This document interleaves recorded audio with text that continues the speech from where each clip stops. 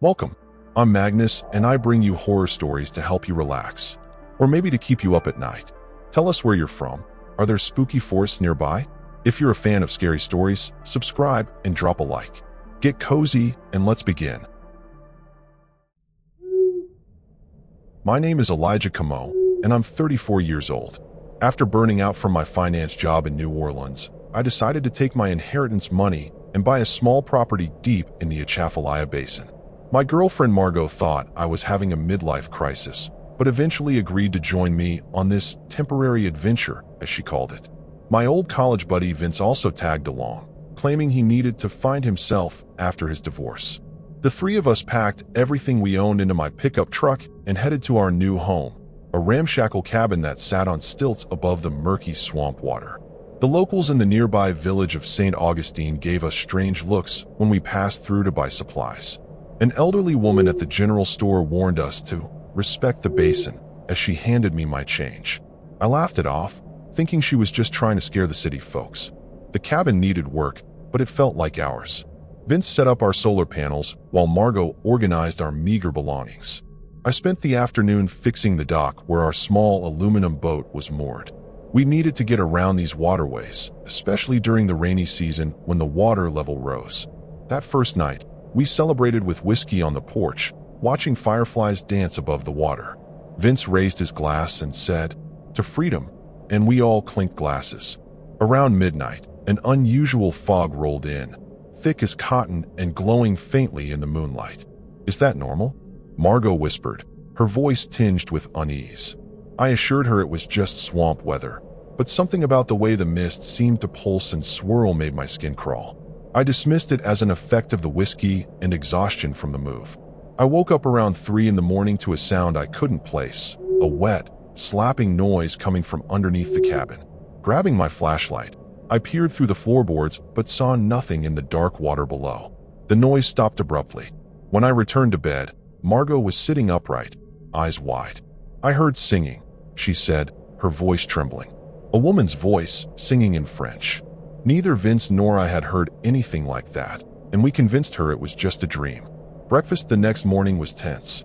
Vince seemed distracted, constantly looking out the windows toward the tree line. When I asked what was wrong, he just shook his head and mumbled something about feeling watched. Margot was quiet too, dark circles under her eyes suggesting she hadn't gone back to sleep. I tried to lighten the mood by suggesting we explore our new surroundings, maybe catch some fish for dinner. They both agreed, seemingly eager to get out of the cabin. On the boat, things felt almost normal again.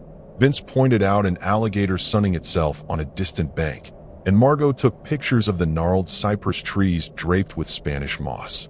We stopped at a small island to stretch our legs, and that's when I noticed the structure, an old wooden post with strange symbols carved into it, topped with what looked like a small animal skull. "Probably just some local hunting thing," I said, though I didn't believe it myself. Vince wanted to leave immediately, but Margot insisted on taking a closer look.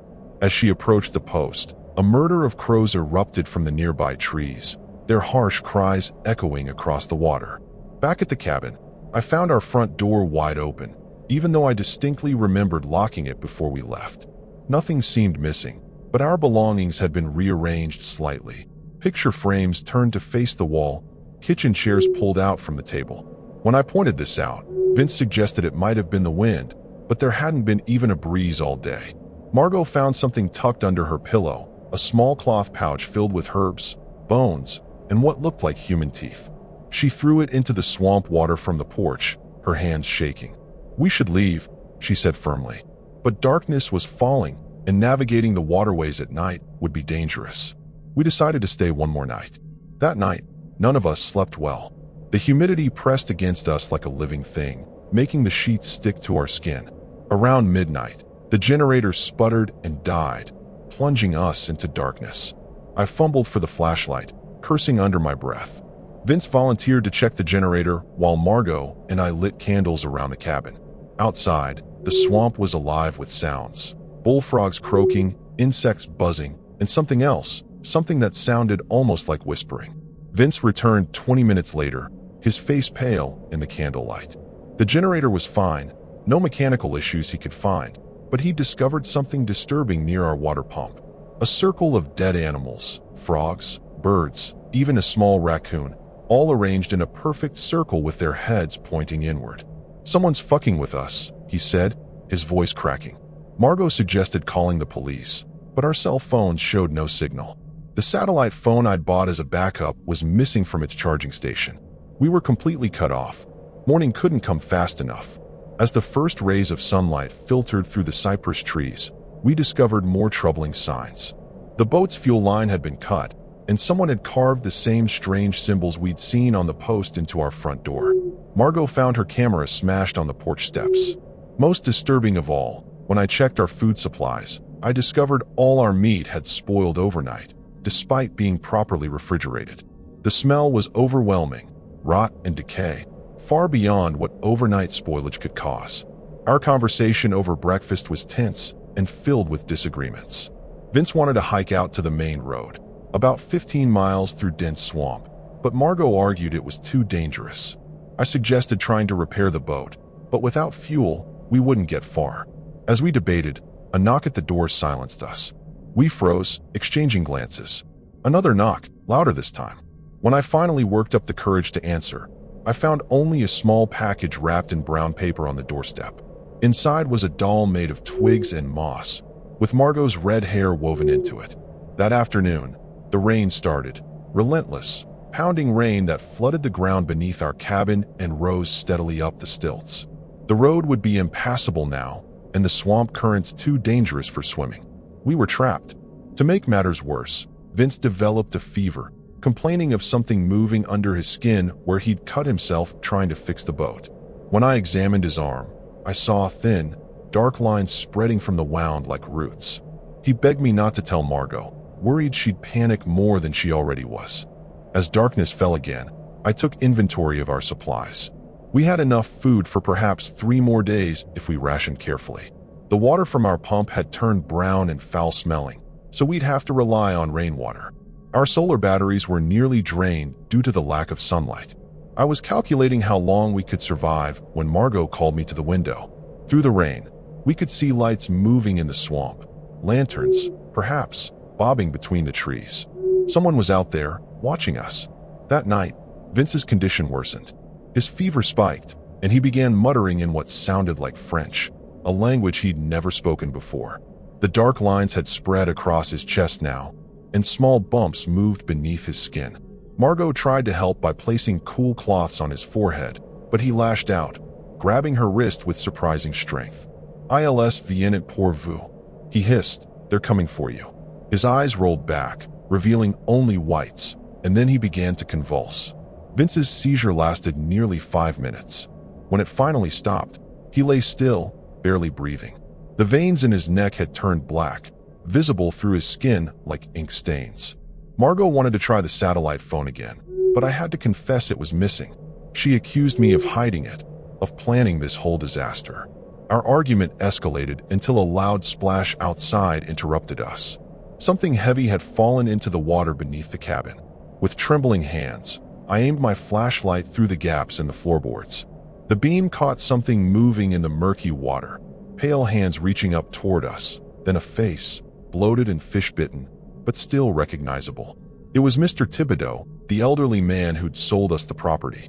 He'd been dead for at least a week, judging by the state of decomposition, yet somehow his body was here, floating beneath our home, eyes open and staring directly at me as if asking why I'd disturbed his land. I didn't tell Margot what I'd seen. She was already on the edge, alternating between hysterical crying and unnerving calm. Instead, I checked on Vince again, only to find him sitting upright in bed, staring at the wall. The dark lines had reached his face now, creating patterns across his cheeks like tree branches or river deltas. When he turned to look at me, his eyes were different. The irises expanded to swallow the whites, pupils narrowed to slits. "They're in the walls," he whispered, his voice distorted and thick. "The old ones.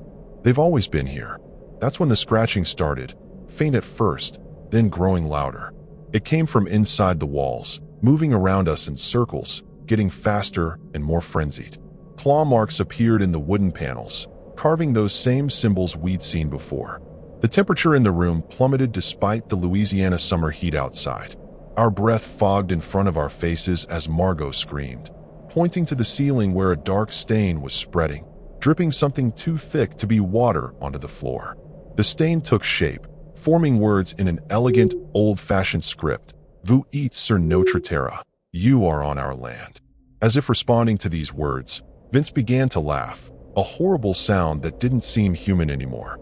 He rolled off the bed onto all fours, his body contorting unnaturally.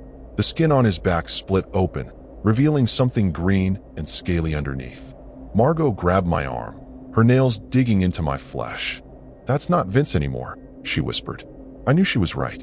We barricaded ourselves in the bathroom, the only room with a lock. Outside, whatever Vince had become was moving around the cabin, overturning furniture and making a sound like wet cloth tearing. Through the small window, I could see more lights in the swamp, dozens of them now, forming a circle around our property. They were getting closer. Margot found an old straight razor in the medicine cabinet. Not much of a weapon, but better than nothing. I had my hunting knife, though I doubted either would be effective against whatever was out there. As midnight approached, the rain stopped abruptly, leaving an eerie silence. The scratching in the walls ceased. Even the normal swamp sounds, frogs, insects, birds, were gone. The silence was more terrifying than the noise had been. Then we heard it, singing, the same French lullaby Margot had mentioned hearing that first night. It was coming from right outside the bathroom door. A woman's voice, sweet and gentle, but with something wrong underneath, like honey mixed with bile. The doorknob began to turn slowly, the lock straining against an impossible force. The bathroom door exploded inward, showering us with splinters. In the doorway stood what had once been Vince, his body bent and elongated, skin sloughing off to reveal a glistening, amphibian-like surface beneath. Behind him stood three figures in tattered clothing, their faces hidden by crude masks made of animal skulls and moss. The singing came from a small woman at the back, her gray hair hanging in wet ropes around her face. She held out her arms as if welcoming long-lost children. Margot reacted first, slashing with the straight razor. The blade connected with what used to be Vince's arm, but instead of blood, thick black mud oozed from the wound. The creature howled, the sound echoing painfully in our ears. I pushed Margot toward the window. "Go," I shouted, lunging forward with my knife to buy her time. The blade sank into one of the masked figures, but it felt like stabbing a rotten tree, soft and yielding. The figure didn't even flinch, just grabbed my wrist with impossible strength. The old woman stepped forward, speaking rapidly in a dialect of French I couldn't understand. She reached out a gnarled hand and touched my forehead. Images flooded my mind. This land centuries ago, native tribes avoiding this specific part of the swamp, French settlers disappearing, and something ancient sleeping in the mud, awakening periodically to feed. I saw the people who'd owned this cabin before us, their fates identical to what was happening now. This was a cycle, a harvest that had occurred countless times. I broke free just as Margot finished climbing through the window.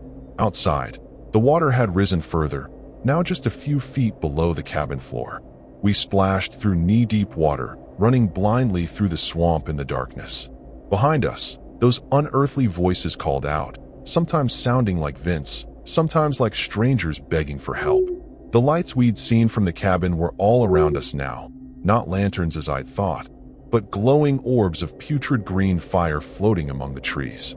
We stumbled upon an old cemetery, its iron fence partially submerged in the floodwater. Many of the graves had been disturbed, headstones toppled and burial vaults broken open. Margot pulled me toward a small mausoleum that stood on slightly higher ground. The stone door was ajar, offering a potential hiding place. Inside, the air was stale but dry. Moonlight filtered through a small stained glass window, illuminating two empty coffins and walls covered in the same symbols we'd seen at our cabin. For hours, we huddled in that tomb, listening to the sounds of pursuit moving around us. Margot's breathing was shallow and rapid, shock setting in. Her arm where Vince had grabbed her earlier was now showing the same dark lines we'd seen on him. She noticed me staring and covered it with her hand. "It burns," she whispered, "like something's trying to get inside." I tore strips from my shirt to bandage the wound, but we both knew it was futile.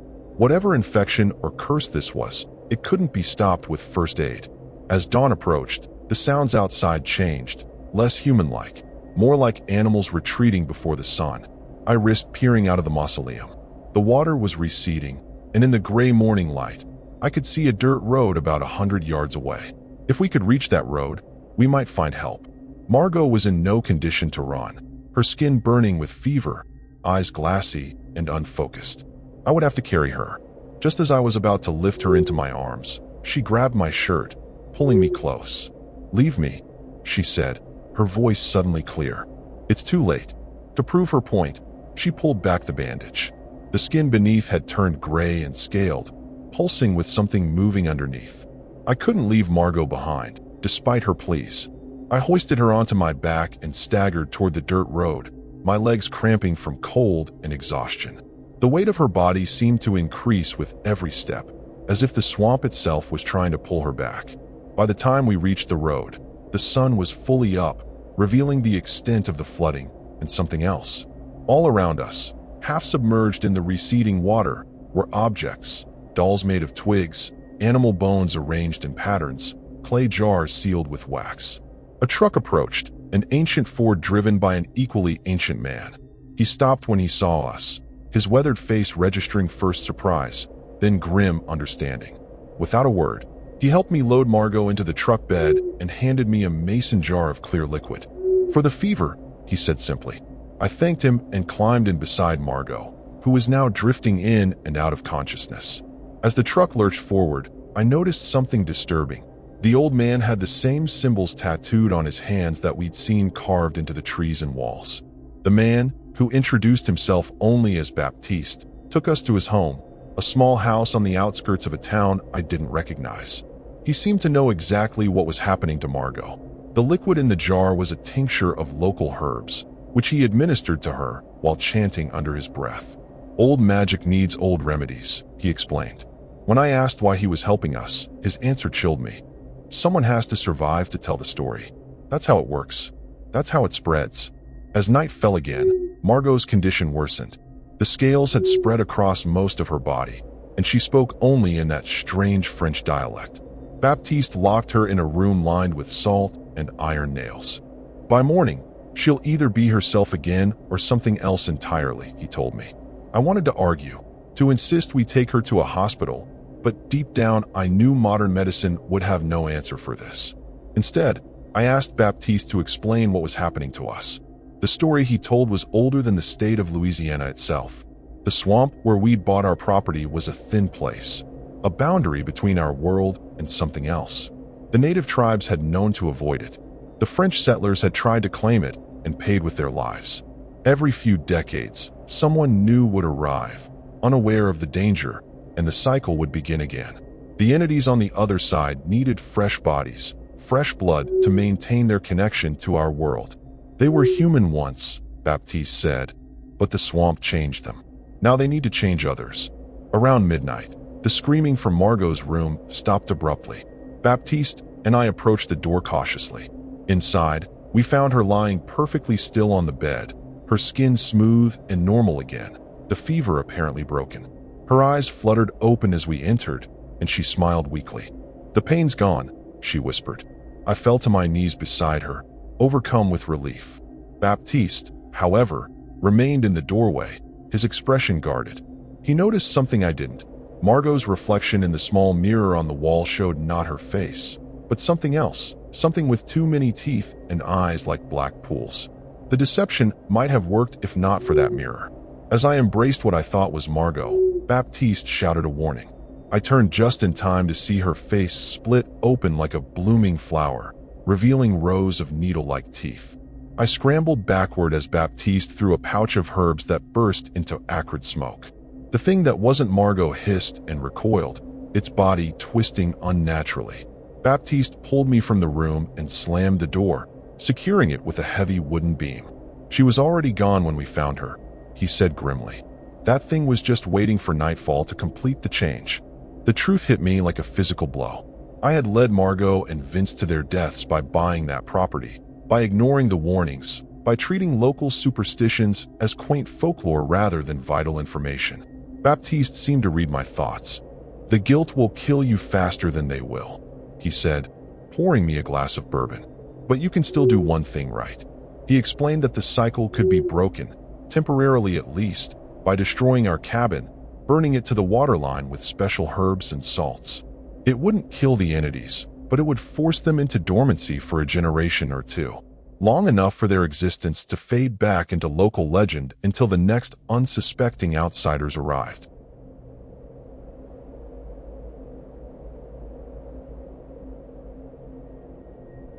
My name is Theodora Thea Blackwood, 41 years old and fresh out of patience with city life. After 20 years running a successful bakery in Baton Rouge, I sold everything and purchased 10 acres in the remote town of Tenebrous, deep in Louisiana's forgotten parishes. The property featured a Victorian farmhouse rumored to have belonged to a family of healers in the 1800s.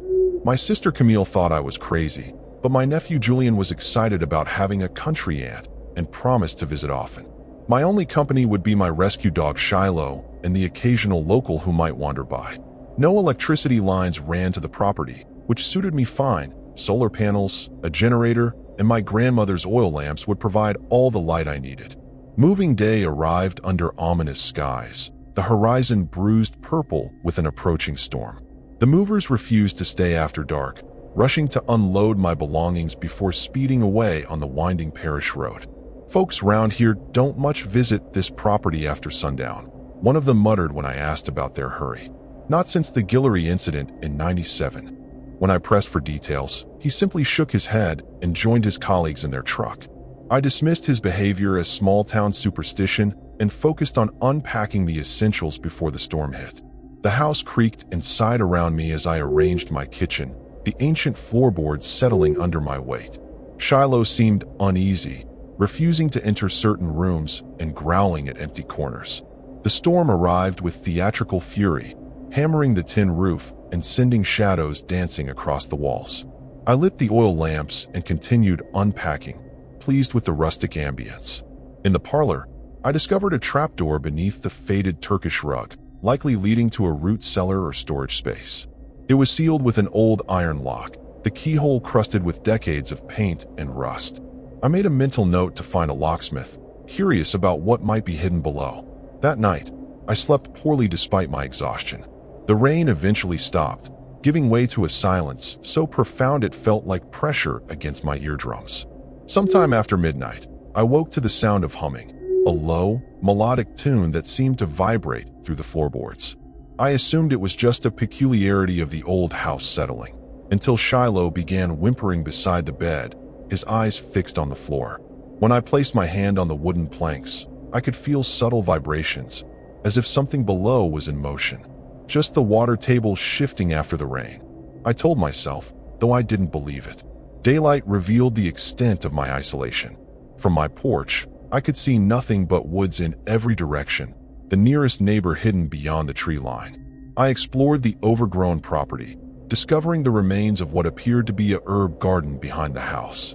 Many of the plants were unfamiliar to me, their twisted forms somehow menacing in the morning light.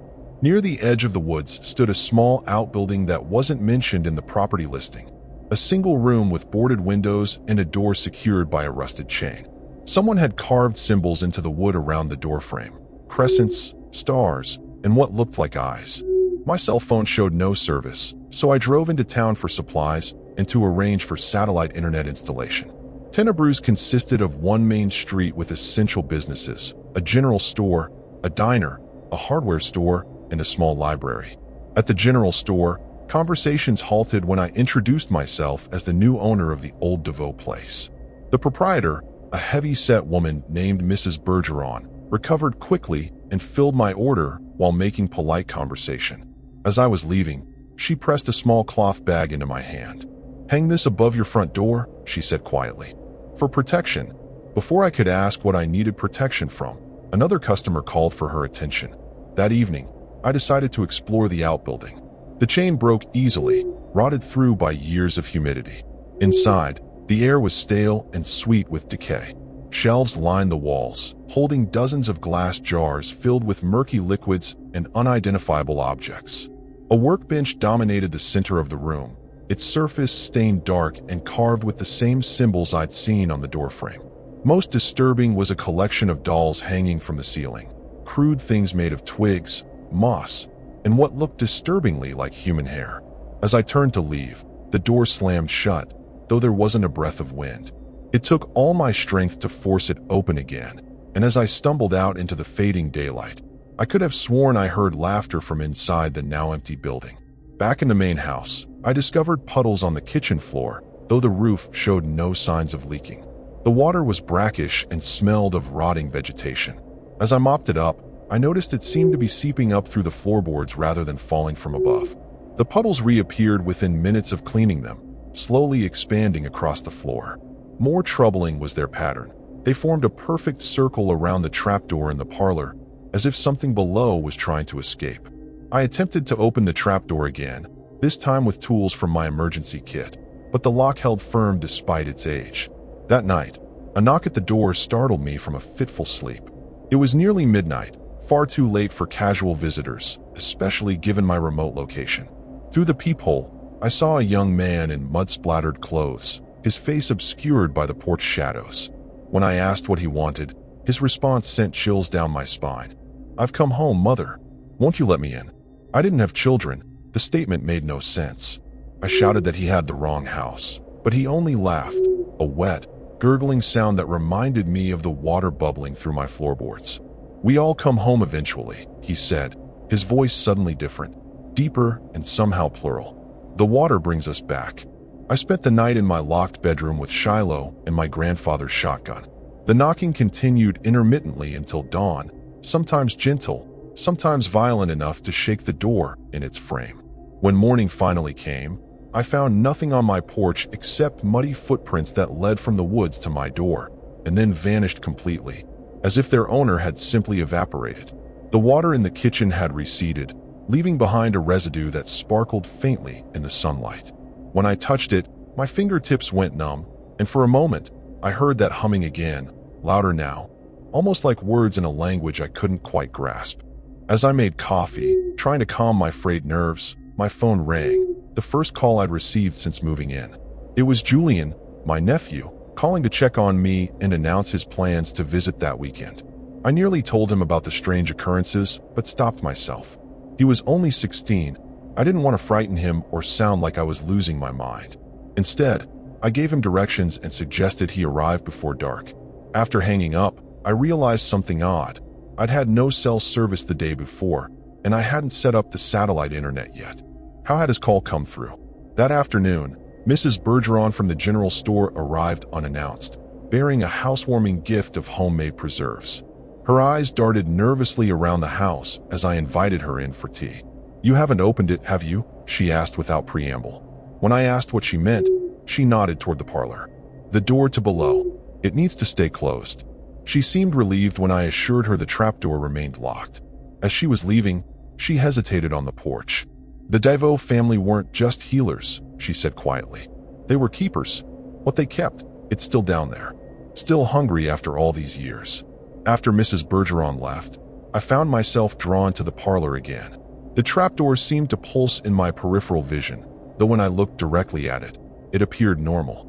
I placed the small cloth bag Mrs. Bergeron had given me on top of it, and immediately Shiloh relaxed, the tension draining from his posture.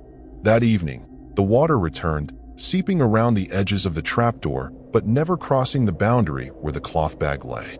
I tried calling Julian to tell him perhaps this wasn't a good weekend to visit after all, but my phone showed no service again.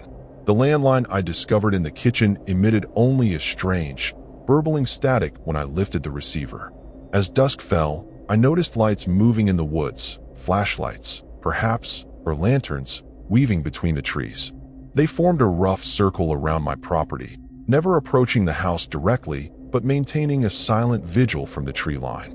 Occasionally, I caught glimpses of figures moving alongside the lights, their forms indistinct and fluid. Against my better judgment, I stepped onto the porch and called out, asking who was there.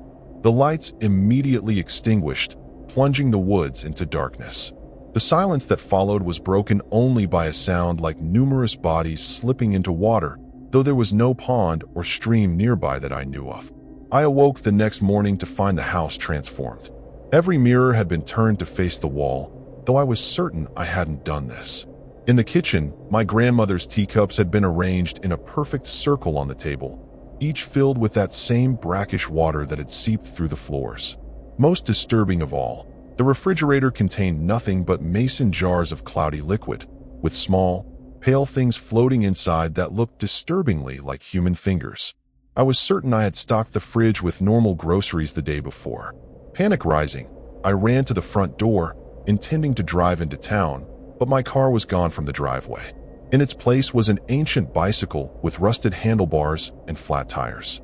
The road that had led to my property now ended abruptly about 50 yards from my house, swallowed by freshly turned earth as if it had never existed. My isolation was now complete. I retreated inside, trying to think rationally.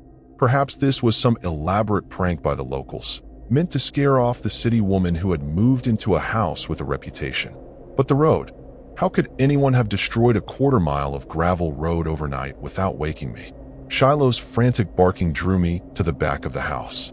Through the kitchen window, I saw dozens of crows had descended on the herb garden, their black bodies covering every inch of soil.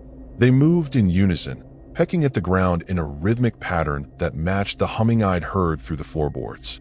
As I watched, they began to uncover something. Bones, small and delicate like those of a child, emerging from the soil as if the earth itself was giving birth to them. I slammed the shutters closed, unable to watch anymore, but the image was burned into my mind. The day stretched endlessly, each hour marked by new disturbances. The faucets ran red for 30 minutes before sputtering dry. The walls wept a clear, viscous fluid that smelled of pond scum. Voices whispered from heating vents and electrical outlets, sometimes pleading, sometimes threatening, always speaking that same unfamiliar language punctuated with my name.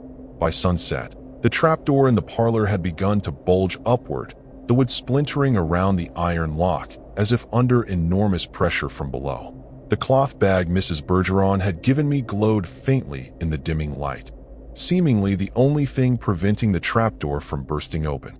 Night fell like a hammer, sudden and complete. The electricity failed despite the fully charged solar batteries. My oil lamps refused to stay lit, the flames snuffing out seconds after I struck a match. In the perfect darkness, I heard the lock on the trapdoor finally give way with a wet snap. The hinges creaked as the door lifted slowly. Shiloh's growls turned to whimpers, then silence. I backed away, feeling for the wall behind me, my only weapons a kitchen knife and a rapidly dying flashlight. From the opening came a smell like an overturned grave, death and stagnant water, and something else, something chemical and wrong. What emerged was not water, as I had expected, but a hand, pale and bloated, the skin sloughing off in patches to reveal grayish flesh beneath. It gripped the edge of the opening with impossible strength, the wood splintering under its fingers. Another hand followed, then another, and another. Too many for a single body, all pushing up from the darkness below. A voice called my name, but it wasn't coming from the cellar. It was coming from outside, from the direction where the road used to be. Aunt Thea? Julian had arrived, despite my missing phone call. My blood turned to ice as headlights swept across the front of the house. My nephew was walking into a nightmare.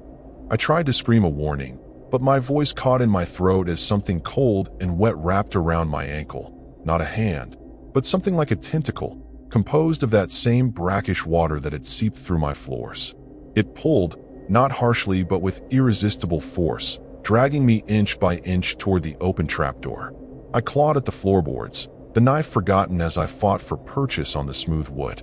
The front door burst open, and Julian stood silhouetted against the night, his expression changing from confusion to horror as he took in the scene. His aunt being dragged across the floor by something that defied description, the air thick with the smell of decay, and the house itself seeming to pulse like a living thing around us. Julian acted without hesitation, grabbing a fireplace poker and rushing to my aid. He swung the iron implement at the watery appendage wrapped around my ankle. Where the metal connected, the water hissed and steamed, recoiling like a wounded animal. The respite was brief. More tendrils shot from the opening, some composed of water, others looking disturbingly like elongated human limbs fused together. Julian helped me to my feet, and we backed toward the front door, his eyes wide with disbelief. "What the hell is happening, Aunt Thea?" he gasped. Before I could answer, a figure emerged fully from the trapdoor. Not a person, but a grotesque amalgamation of body parts suspended in murky water, held together in a vaguely humanoid shape by some force I couldn't comprehend. We ran for Julian's car, but the ground beneath our feet had turned to mud that grabbed at our ankles with each step, slowing our escape. Behind us, more figures were climbing from the trapdoor, their forms becoming more solid as they oriented themselves in our world. They moved with unnatural grace, flowing rather than walking across the porch. Julian reached the car first, yanking open the driver's door. As I dove into the passenger seat, something wrapped around my waist, a rope of water that solidified into a hand gripping my shirt. Julian gunned the engine, tires spinning in the mud before finding purchase. The sudden forward momentum broke the creature's hold, leaving a wet, rotting piece of fabric in its grasp. The car fishtailed down what remained of the driveway, headlights illuminating dozens of figures emerging from the woods. Locals, I realized with horror, but changed. Their skin glistened with moisture, eyes milky white and unseeing, mouths stretched too wide in grotesque approximations of smiles. Among them I recognized Mrs. Bergeron, though her features had begun to shift and flow like wax under heat. The crowd parted as we approached, not retreating, but forming a corridor that led inevitably back to town. "They're hurting us," Julian said, his knuckles white on the steering wheel. He was right. Any attempt to deviate from the path they'd created resulted in the figures pressing closer, forcing us back on course. We drove in tense silence for several miles, the bizarre honor guard keeping pace with the car despite our speed. Julian explained that he'd received increasingly frantic voicemails from me throughout the day, messages I had never sent, begging him to come quickly. The final message had included detailed directions that led him through the swamp rather than along the main road, though he'd ultimately found his own way. I realized with sick clarity that whatever had been in my house had orchestrated his arrival, using my voice and my relationship with my nephew to lure another victim to the property. The procession led us into Tenebrous, but not the quaint town I'd visited days earlier. This version of Tenebrous was older, decayed, many buildings partially submerged in water that shouldn't have been there. We were miles from any natural body of water large enough to flood a town. The figures directed us to stop before the church, a dilapidated structure with a sagging steeple and doors hanging from rusted hinges. Inside, candles burned with blue-green flames, illuminating rows of pews filled with townsfolk, all displaying the same disturbing transformations as our guides, all turning in unison to watch as we were escorted inside. At the altar stood an ancient woman I'd never seen before, her skin so thin it was nearly transparent, blue veins visible beneath like rivers on a map. Despite her apparent frailty, she moved with fluid grace as she approached us. "The newest keeper arrives," she announced, her voice carrying easily through the cavernous space. Just as the water foretold, she reached for my hand, her touch cold and damp. Images flooded my mind, centuries of history unfolding in seconds. I saw the original DeVoe family making a pact with something ancient that lived in the water table beneath this region, an entity neither good nor evil, but utterly alien to human understanding. In exchange for protection and certain powers, the family had agreed to serve as keepers, maintaining the boundary between worlds and providing occasional sacrifices when the entity hungered. The woman, the last true DeVoe, I somehow knew, smiled at my understanding. "The house chose you, Theodora Blackwood. Your bloodline may be different, but your soul resonates with the water.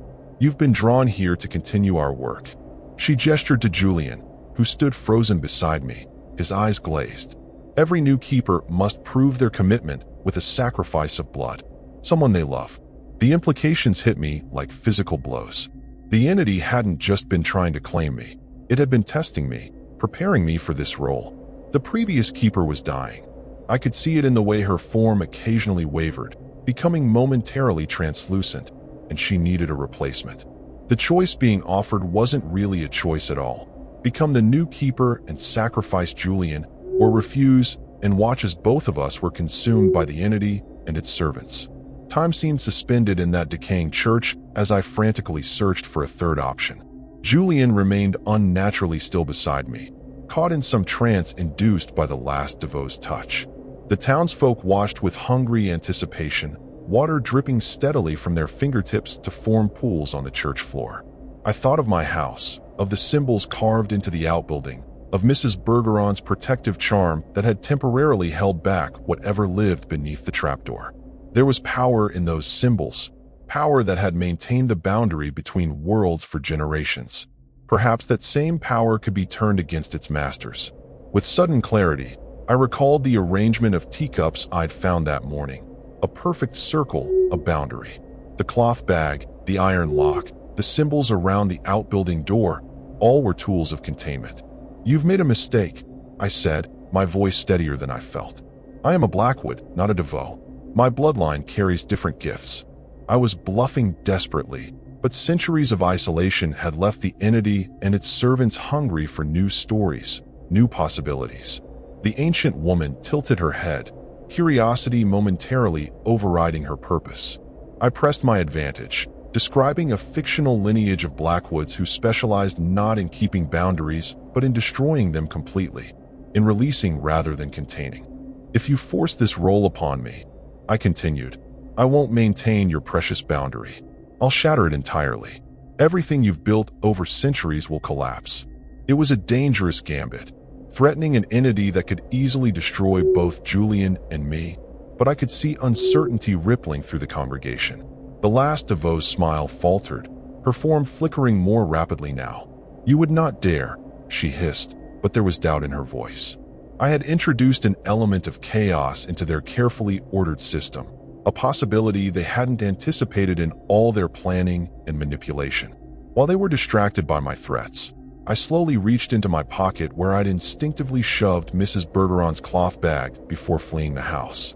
Whatever it contained had power, real power, not the fictional abilities I was claiming. In a swift motion, I hurled it toward the baptismal font at the church's center, where water from the entity's domain had been collected for unholy ceremonies. The bag burst open on impact, releasing a mixture of salt, iron filings, and herbs that scattered across the water's surface. The reaction was immediate and violent. The liquid hissed and boiled, releasing a cloud of steam that filled the church with the scent of clean rain rather than stagnant swamp. The congregation screamed in unison, their partly transformed bodies recoiling from the purified water. Taking advantage of the chaos, I grabbed Julian's arm and pulled him toward the exit.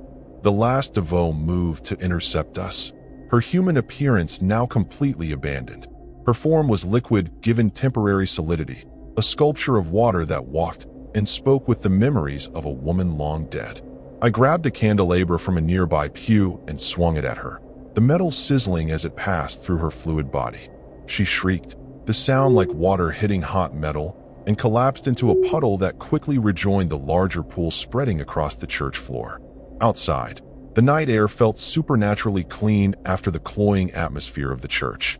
Julian was beginning to shake off the trance, confusion giving way to terror as he registered our surroundings.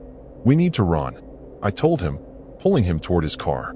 The engine started on the first try, a small miracle given the circumstances, and we sped away from the church.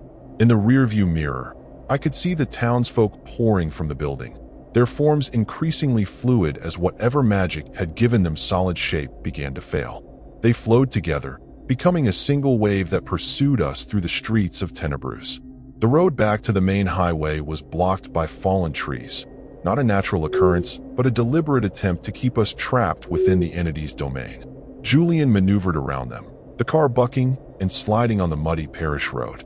Behind us, the wave gained ground, moving with impossible speed. Ahead lay a small bridge spanning what should have been a drainage ditch, but was now a roiling river of that same dark water we'd seen beneath the trapdoor. The bridge was our only escape route, but as we approached, I could see it trembling, the waters below it rising rapidly to wash it away before we could cross. Julian floored the accelerator, understanding without words what needed to be done. The car hit the bridge at nearly 60 miles per hour, the wood groaning beneath our tires. Halfway across, the structure began to collapse, succumbing to the hungry waters below. For a terrible moment, we were suspended over the churning darkness, the car's momentum barely carrying us forward. Then the tires found purchase on the opposite bank, and we shot forward onto solid ground. Behind us, the bridge disintegrated completely, the wave of pursuing townsfolk reaching it just as the last planks disappeared beneath the water.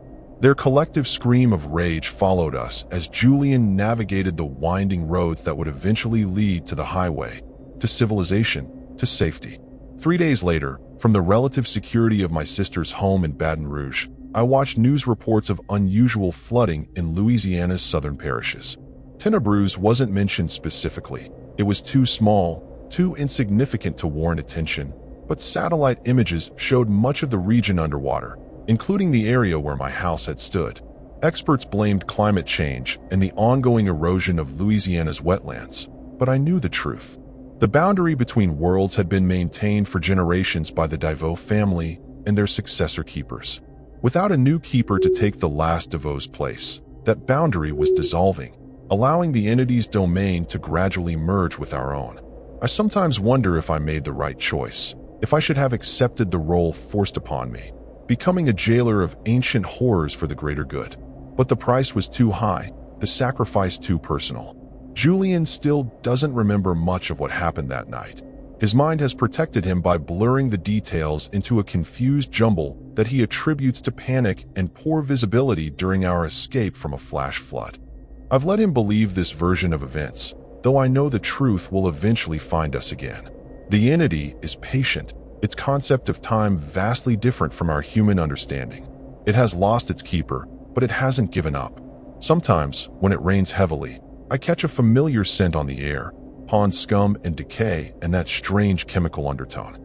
And occasionally, my phone rings with no caller ID, the line filled with the sound of water lapping gently against wood, reminding me that some boundaries, once broken, can never truly be repaired.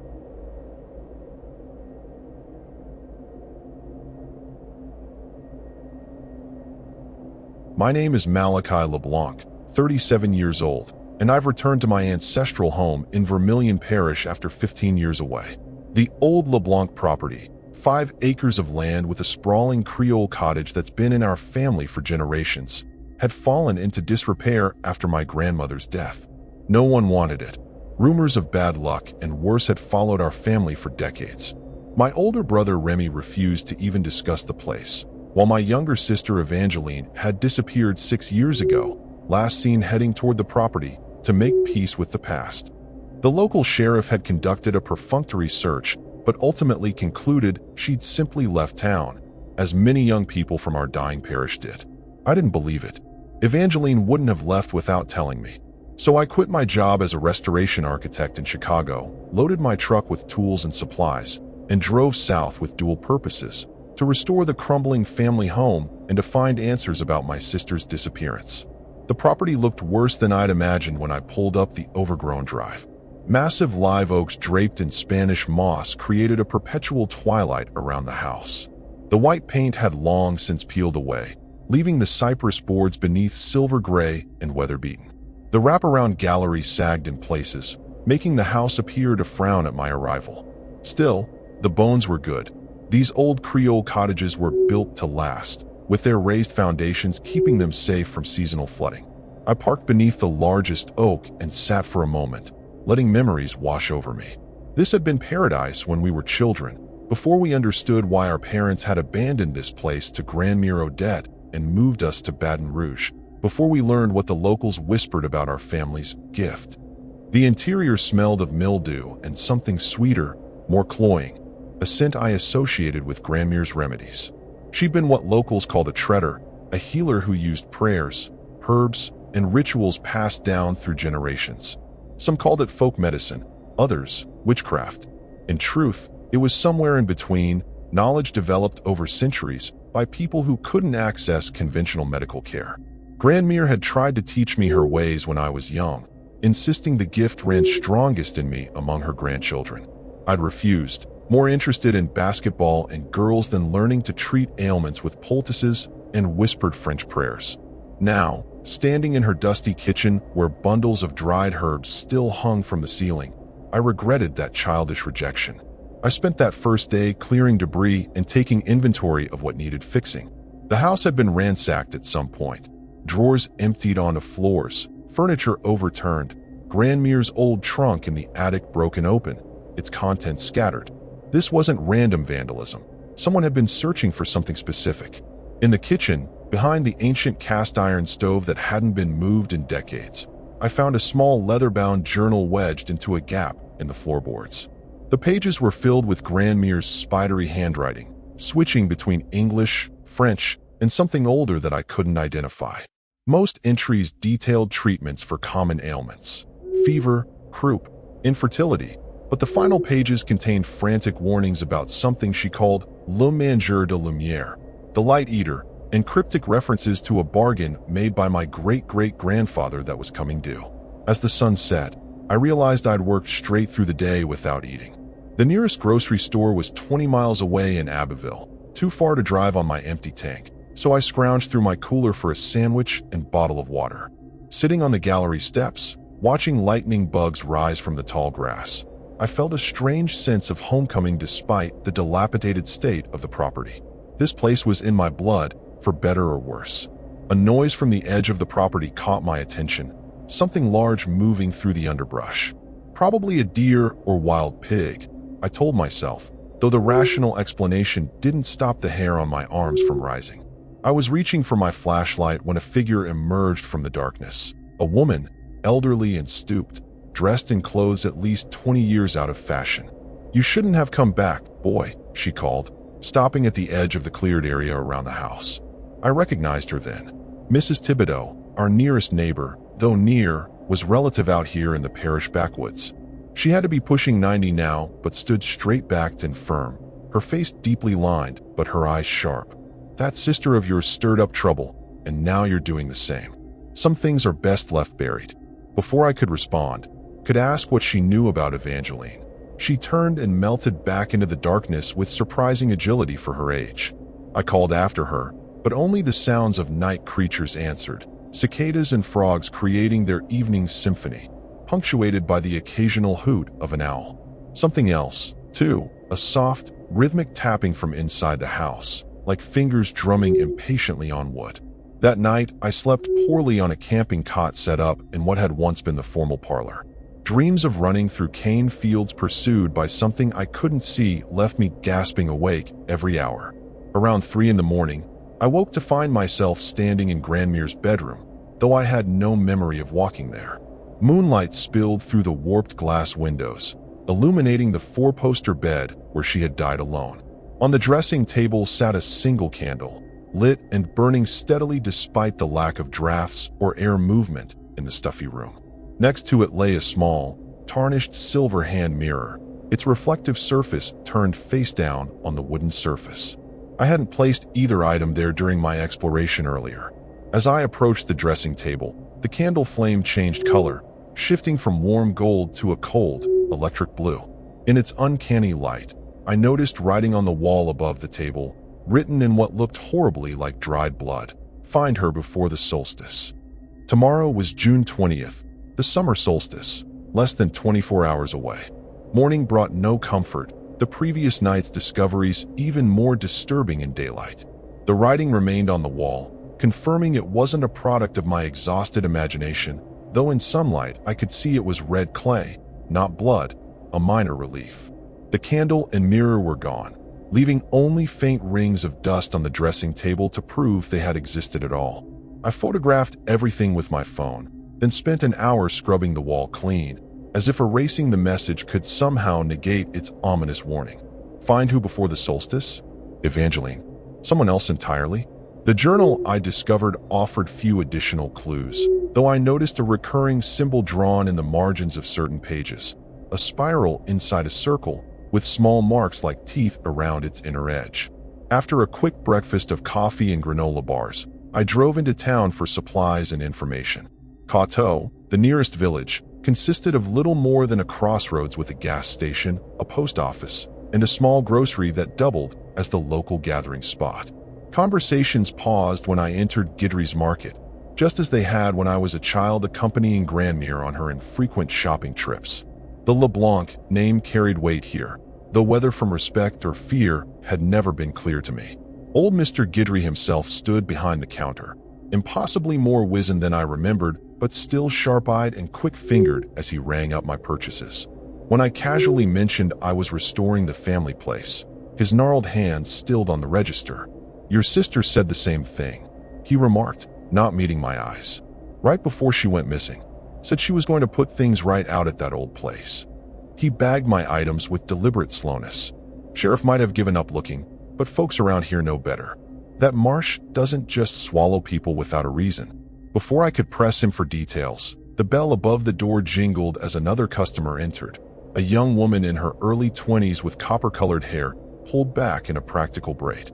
"Ah, Jolie, your order came in yesterday," Mr. Guidry called out, clearly relieved by the interruption. The woman, Jolie, glanced curiously at me as she approached the counter. Something about her seemed vaguely familiar, though I was certain we'd never met.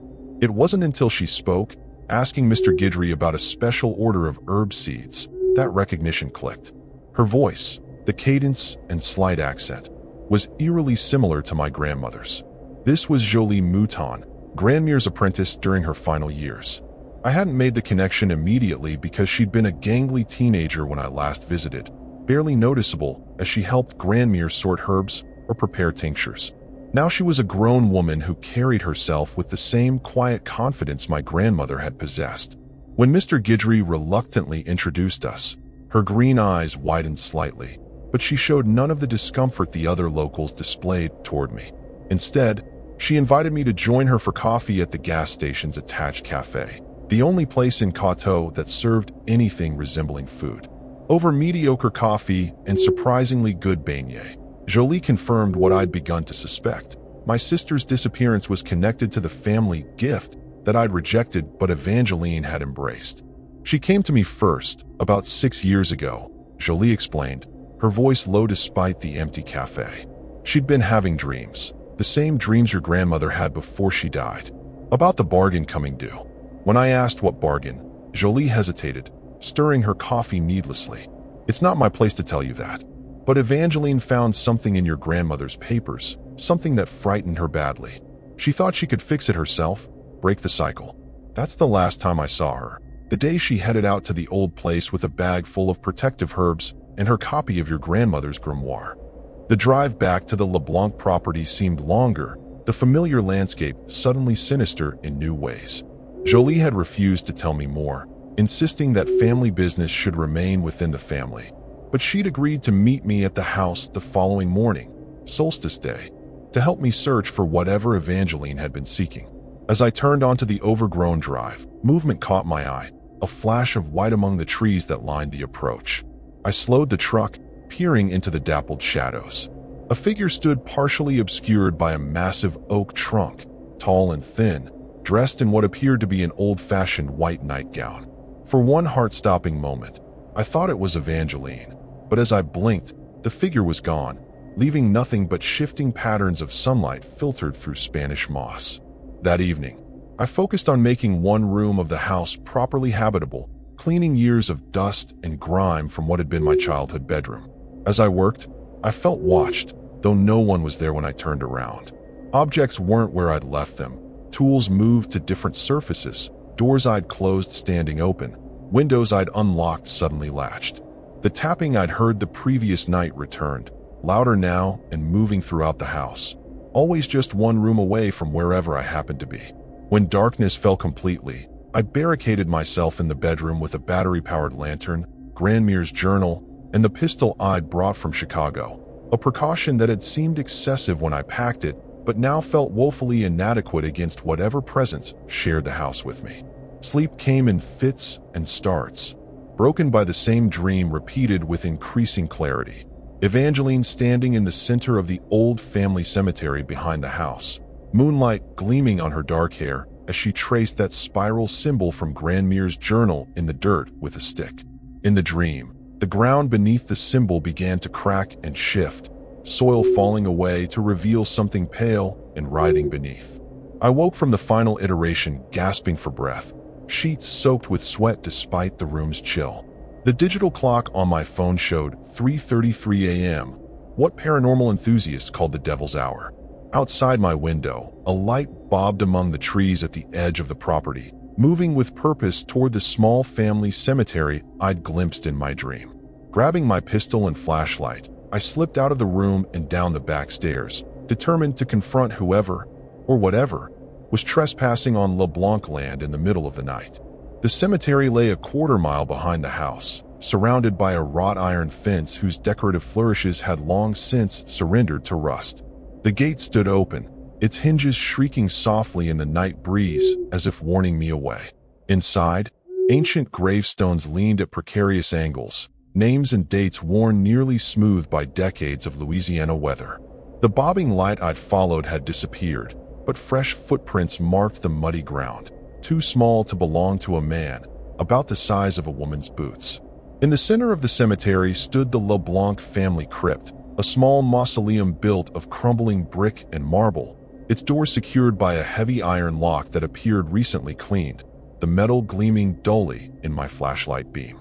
As I approached the crypt, the beam caught something scratched into the soft ground before the door, the spiral symbol from Grandmere's journal in my dream, surrounded by small objects. Chicken bones, coins, colored stones, and dried flowers arranged in a pattern I didn't recognize but instinctively understood was meant to serve as a barrier or ward.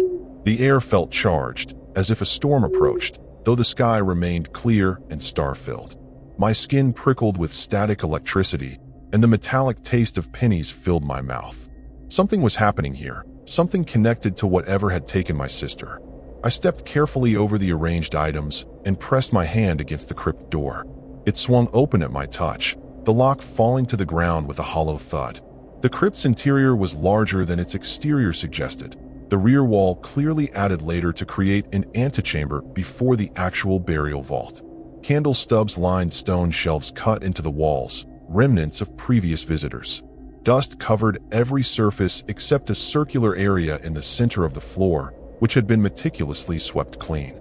In that clean space lay a familiar object, the silver hand mirror from Grandmere's dressing table, its reflective surface still turned downward against the stone. Before I could move to examine it, a voice spoke from the shadows behind me. "I wouldn't touch that if I were you, not unless you're ready to see what it shows." I whirled, pistol raised, to find Jolie standing in the doorway, her copper hair gleaming like burnished metal in the beam of my flashlight. She carried an old-fashioned oil lantern in one hand and what looked like a small leather medical bag in the other. "You're early," she said calmly, as if we'd arranged to meet in a cemetery at 4 a.m. "The solstice doesn't officially begin for another few hours." She set down her lantern and opened the bag, removing bundles of herbs tied with twine, small glass bottles of various liquids, and a worn leather-bound book that matched the journal I'd found. This was your grandmother's grimoire, her book of remedies, prayers, and protections. Evangeline borrowed it before she disappeared, and it found its way back to me last year, left on my porch with no explanation. While Jolie arranged her items around the perimeter of the swept circle, I examined the crypt more closely. The burial vault beyond the antechamber contained 8 coffins, 4 on each side, with small plaques identifying the occupants. The most recent was my grandmother, Odette LeBlanc, died 2013. But there was something odd about the arrangement. The vault should have held 10 coffins, not 8. According to family history, 10 generations of LeBlancs had lived on this property. 2 were missing, including that of Jean-Baptiste LeBlanc, my great-great-grandfather who had supposedly made the mysterious bargain Jolie had mentioned. The other missing name was Marie-Claire LeBlanc, Jean-Baptiste's wife, who according to family legend had died in childbirth on the summer solstice of 1872. "It's no coincidence you return now," Jolie said, interrupting my thoughts. She had completed her arrangements and now stood beside the mirror, careful not to disturb it. "The solstice marks the 153rd anniversary of the bargain, 7 generations times 7 years, plus 6 years for the devil's due. That's how these things work in the old traditions." She gestured for me to join her in the circle. "Your sister figured it out too late. She thought she could break the cycle herself, but the gift has to be refused by the one to whom it was offered. That's you, Malachi. It's always been you." Before I could ask what she meant, she picked up the mirror and turned it over, holding its reflective surface toward the crypt's entrance rather than toward either of us. The effect was immediate and terrifying. The mirror didn't reflect the open doorway leading to the cemetery, but showed instead a swirling darkness punctuated by points of light that winked out one by one, as if being systematically extinguished. A figure moved within that darkness, tall and impossibly thin, with elongated limbs that ended in too many joints. Its face, when it turned toward us, was featureless except for a spiraling pattern where features should have been, the spiral terminating in what looked horribly like a mouth ringed with needle-like teeth. "Le mangeur de lumière," Jolie whispered, her voice steady despite the eldritch horror revealed in the mirror. "The Light Eater. The thing your ancestor bargained with for the family gift." According to Jolie, Jean-Baptiste Leblanc had been a failed physician whose patients died under his care until he became desperate enough to seek help from the darker forces that lurked in the swamps.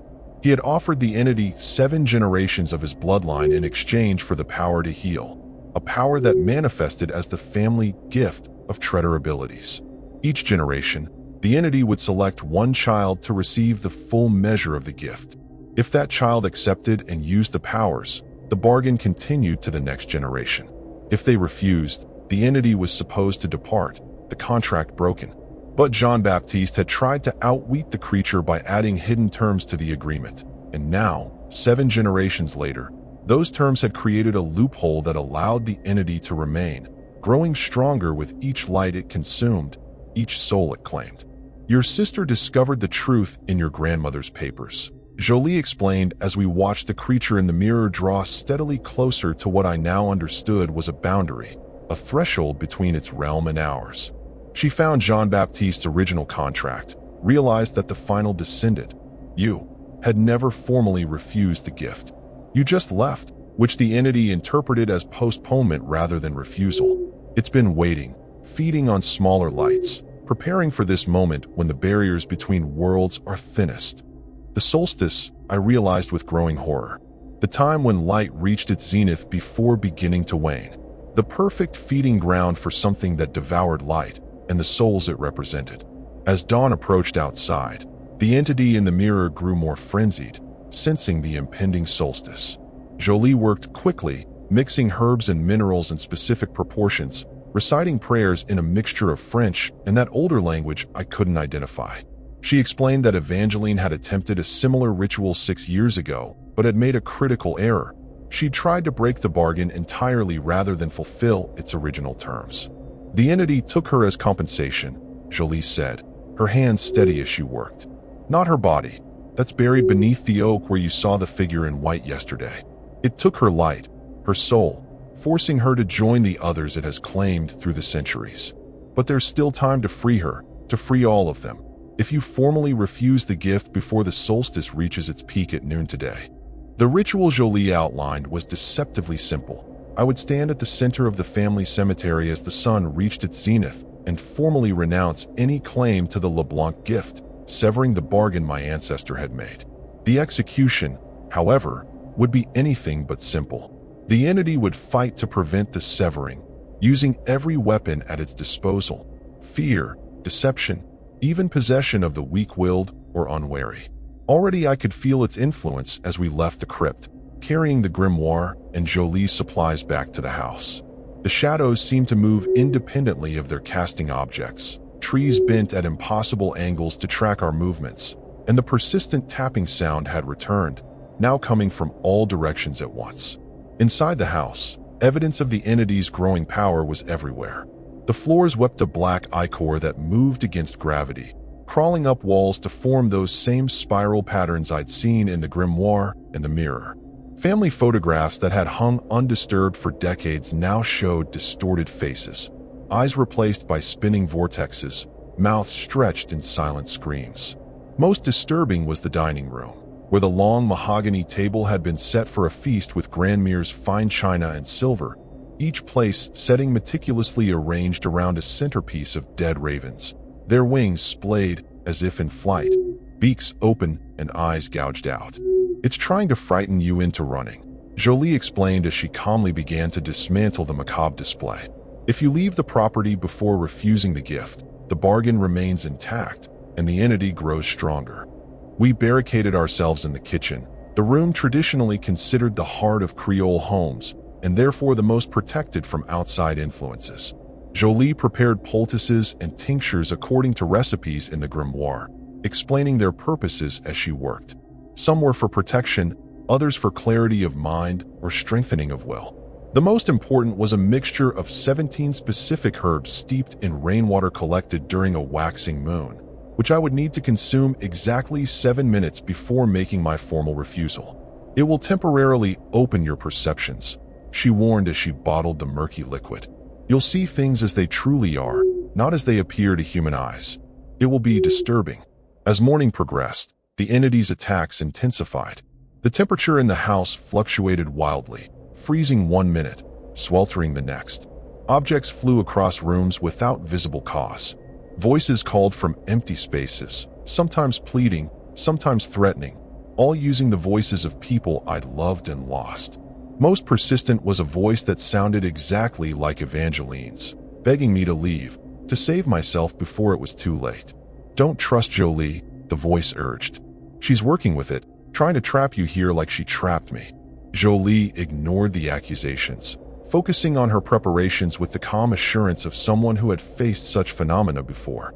Around 11, an hour before the solstice's peak, Jolie completed her work and handed me a small canvas bag containing the bottled tincture, a silver pocket knife that had belonged to my grandmother, and a piece of paper on which she'd written the formal words of refusal I would need to recite. Whatever happens, whatever you see or hear, you must reach the center of the cemetery by noon and speak these words, she instructed. The entity will try every trick it knows to prevent you. It may appear as loved ones or offer new bargains. It may threaten or cajole. Ignore everything. Focus only on reaching the center and completing the refusal. She hesitated, then added softly, if I don't make it, if something happens to me between here and there, keep going. Don't stop for anything or anyone.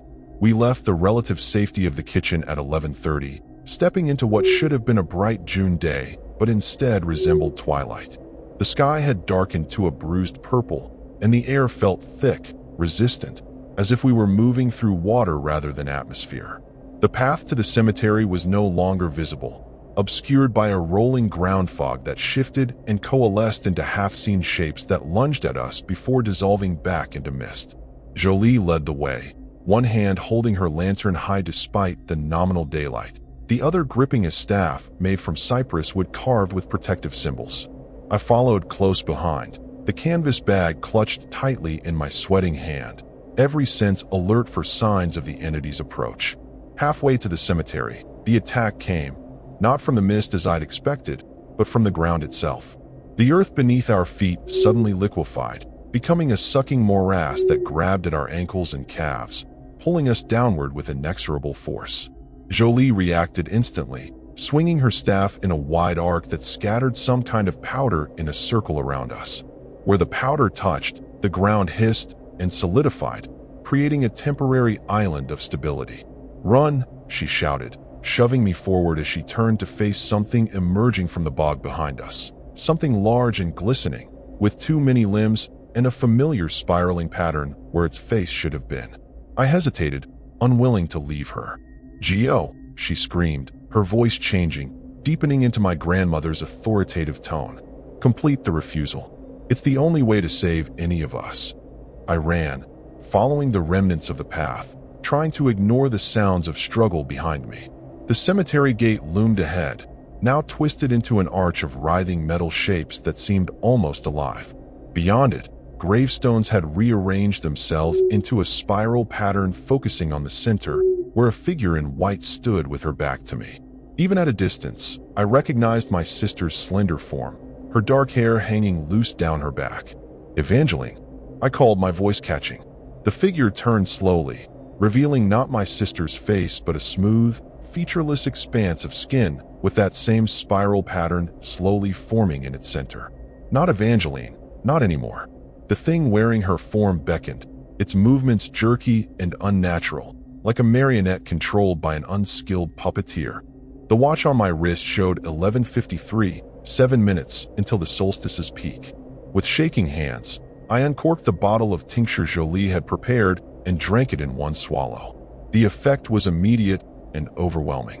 The world around me shifted, colors bleeding away to be replaced by pure light and shadow. The trees surrounding the cemetery were revealed as colossal sentinels of radiance, their roots plunging deep into the earth to connect with a vast network of luminous veins running beneath the property. The gravestones glowed with the residual life energy of those interred beneath them. And the thing wearing my sister's form, I saw it now as it truly was, a writhing void in the shape of a human, a living absence that consumed the light around it, leaving only darkness in its wake. 7 minutes is an eternity when every second brings new horrors. As I navigated between the glowing gravestones, the entity shed Evangeline's form entirely, expanding into its true shape, a towering absence of light with countless limbs that terminated in spiraling maws, each ringed with those needle-like teeth I'd glimpsed in the mirror. Where it touched the ground, light was devoured, creating spreading pools of absolute darkness. Within those pools, faces formed and dissolved, people I recognized from family photographs, ancestors whose names I'd read on the crypt plaques, all trapped within the entity, their life energy feeding its insatiable hunger. Among those faces, clearer than the others, was Evangeline. Her mouth moved frantically, trying to tell me something I couldn't hear over the rising wind that carried sounds of metal tearing and wood splintering from the direction of the house. The tincture had opened more than just my sight. I could feel the connections between everything around me, sense the ley lines of power that converged beneath the cemetery, understand why this spot had been chosen for the original bargain. This was a nexus, a place where the boundaries between worlds naturally thinned, making it ideal for transactions with entities from beyond. Jean-Baptiste hadn't selected this property by chance. He'd been drawn here by the same power I could now perceive coursing beneath my feet. The watch showed 11:58 as I reached the cemetery center. The entity loomed above me, blocking out what remained of the daylight. From this close, I could see what it truly consumed. Not physical light, but the divine spark that existed in all living things, the intangible essence some might call a soul. It had been feeding on my family for generations, taking small portions of each gifted child's light in exchange for the healing abilities it bestowed, saving the bulk of its harvest for this moment when the bargain would be complete and it could claim the final price. 7 generations of accumulated power, culminating in the last designated recipient, me. With trembling hands, I unfolded the paper containing the words of refusal. The entity reacted immediately, sending tendrils of darkness to snatch at the document. I jumped back, narrowly avoiding their touch, remembering Jolie's warning that physical contact with the creature would allow it to begin feeding. The paper crumbled to ash in my hand, a direct attack I hadn't anticipated, but it didn't matter. I'd memorized the words during our walk from the house, knowing they represented our only hope. Taking a deep breath, I began to recite the formal refusal in French, the language in which the original bargain had been struck. Moi, Malachi Leblanc, dernier descendant de Jean-Baptiste Leblanc, je refuse le don offert par le manger de lumière. Je brise le marque conclu par mon ancêtre et libertats, les aimes réclams, in son nom. The entity shrieked, the sound piercing my mind like shards of glass. It surged forward, desperate to stop the ritual before I could complete it. In that moment, everything slowed. The entity's approach, the wind's howl, even my own heartbeat seemed to pause between one beat and the next. From the corner of my eye, I saw movement at the cemetery gate. Jolie staggered through, bloodied but alive, clutching her grandmother's grimoire like a shield. She locked eyes with me and nodded once, her meaning clear. Finish it. I continued the refusal, my voice growing stronger with each word. Le contrat est nul. Le prix est remboursé. La dette est payée. Return to you tu viens et en reviens jamais.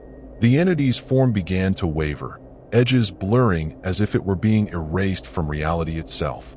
It made one final, desperate attempt to preserve the bargain, its voice echoing directly in my mind. I can return her to you. Your sister, whole and untouched. A new bargain, her life for yours. One soul freely given instead of 7 taken by force. A fair exchange. The offer was tempting, devastatingly so. I hesitated, the final words of refusal catching in my throat. The entity pressed its advantage, conjuring Evangeline's form again, more solid and real than before. She reached for me, her eyes clear and aware, her voice exactly as I remembered it as she whispered, "Please, Mal, help me." It was the childhood nickname that saved me from capitulation. Evangeline had never called me Mal, ever. Even as children, she'd insisted on using my full name, claiming the shortened version sounded too much like bad in French. This wasn't my sister, it was the entity's final deception. I steeled myself and spoke the closing words of the refusal, adding a personal touch that felt right, felt necessary. By my blood and breath, by my name and nature, I reject this bargain and reclaim what was taken. Drawing my grandmother's silver pocket knife, I cut my palm and let blood fall onto the ground at the exact center of the spiral, completing the ritual as my watch ticked over to 12 o'clock, the solstice's zenith. The effect was cataclysmic. The entity imploded, collapsing in on itself with a sound like the universe gasping in surprise. The faces trapped within its form were suddenly released. Hundreds of them, thousands perhaps, souls collected over centuries, not just from my family, but from anyone unfortunate enough to cross the entity's path. They streamed upward in ribbons of pure light, twisting and dancing as they dispersed into the suddenly bright sky. Among them, I recognized Evangeline, her expression peaceful as she paused briefly before me. No words were exchanged, none were needed. She smiled, inclined her head in gratitude, and then joined the others in their ascent, free at last from the bargain that had claimed her. When the last soul had departed, the cemetery stood empty except for Jolie and me. The gravestones had returned to their original positions, the ground solid beneath our feet. Even the entity's taint seemed to have been cleansed from the land. The air smelled of rich soil and summer growth rather than decay. Jolie approached slowly, limping from a wound sustained during her confrontation with the entity's manifestation. "It's over," she said simply, her voice rough with exhaustion. "You've broken the bargain. The Light Eater is banished, and all its claimed souls are released." She gestured toward the house, visible now through trees that no longer bent at unnatural angles. "Your family home is just a house again, for better or worse." In the days that followed, I discovered what "for better or worse" truly meant.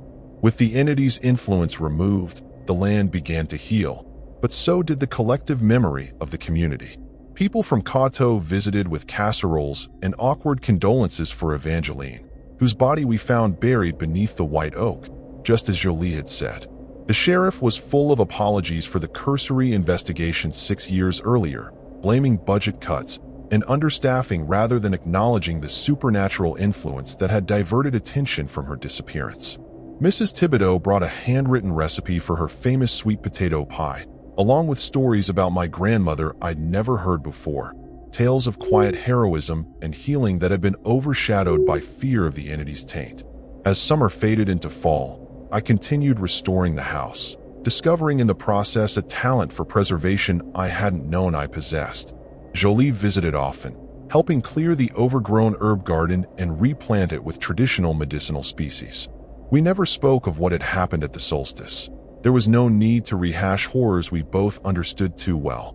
Instead, we focused on the future, on reclaiming the LeBlanc legacy from darkness and restoring its original purpose. The Treader traditions, Jolie explained, had existed long before Jean-Baptiste's bargain corrupted them. The gift of healing didn't come from dark bargains, but from connection to the land and its people, from accumulated wisdom passed through generations. Without the entity's corruption, I could learn these traditional healing methods without fear of feeding something malevolent. Winter brought heavy rains that tested the repairs I'd made to the roof and foundation. The house stood firm, weathering the storms just as it had for generations. On the winter solstice, the longest night of the year, Jolie and I performed a quieter ritual in the cemetery, lighting candles on each family grave and reciting the names of those who had come before, acknowledging their struggles and sacrifices. We found Jean-Baptiste's and Marie-Claire's coffins in the process of clearing the old root cellar, hidden behind a false wall that had collapsed during the entity's final moments. Their remains were moved to proper places in the family crypt, completing the circle of generations. By spring, word of my restoration project had spread beyond Vermilion Parish. A historical preservation society expressed interest in documenting the LeBlanc property as one of the few intact Creole cottages in the region. Tourists began appearing on weekends, drawn by rumors of the house's haunted past, but staying for the beauty of the revitalized gardens and the authentic regional architecture. I found myself becoming something of a reluctant tour guide, sharing carefully edited versions of family history while omitting the more supernatural elements. Jolie encouraged this public-facing role, reminding me that storytelling was another form of preservation. Every family has secrets, she observed one evening as we sat on the restored gallery, watching fireflies rise from the twilit grass just as I had on my first night back. But hiding too much of the past can create shadows where things like the light eater thrive. Better to acknowledge the darkness while celebrating the light. In my grandmother's reclaimed herb garden, I planted a special section dedicated to Evangeline's memory, filled with her favorite flowers and the healing plants she had been studying before her disappearance. Sometimes, in the quiet hours between midnight and dawn, I thought I glimpsed her walking there, not as a haunting presence, but as a peaceful memory, her form made of moonlight and mist rather than the twisted darkness the entity had used to mimic her. These visitations brought comfort rather than fear, reminding me that while the bargain was broken, the connections between family remained. 1 year to the day after breaking the entity's hold, I stood again at the center of the family cemetery. The spiral pattern was long gone, replaced by healthy grass and wildflowers. The land felt different now, lighter, unburdened. From the renovated house came sounds of laughter and conversation as neighbors gathered for the housewarming party I'd finally felt ready to host. Jolie's voice carried clearly as she explained the medicinal properties of the herbs we'd harvested that morning to an attentive audience. I placed a small bouquet of sweet olive blossoms, Evangeline's favorite, on the simple marker we'd erected for her. "It's done," I told her, my voice soft in the gathering dusk. "The house is restored. The land is healing. The family name means something good again." A gentle breeze stirred the cypress trees, carrying the scent of blooming magnolias and rich, fertile soil. It wasn't a response, exactly, but I took it as acknowledgement. As I walked back toward the house, I felt a profound sense of rightness, of completion. The LeBlanc legacy had been reclaimed from darkness, not by ignoring the past, but by confronting it honestly and breaking the cycles that had trapped my family for generations. The light that had been consumed was restored, not just to the souls the entity had claimed, but to the land itself, to the community that had lived in fear for so long, to the traditions that had been twisted from healing to harm. I paused at the edge of the gallery, watching through the windows as Jolie demonstrated how to tie herbs into the traditional bundles grandmère had once hung from the kitchen ceiling. Her copper hair caught the lamplight, reminding me of autumn leaves and renewal. She glanced up, caught my eye, and smiled. A smile that spoke of shared battles and hard-won peace. The past would always be there, its lessons and warnings carved into the very bones of the house and land. But the future stretched before us now, unburdened by bargains or blood debts, free to grow in whatever direction we chose. I stepped through the door, back into the warmth and light of the home that was truly mine at last, not by ancestral claim or supernatural contract, but by the simple, human work of rebuilding what had been broken. And somewhere, beyond the veil between worlds, I like to think that Evangeline, Grandmère Odette, and all the others who had carried the weight of Jean-Baptiste's bargain could finally rest, their lights shining freely in whatever realm awaited beyond this one. Not consumed or contained, but radiant and whole, just as they were always meant to be.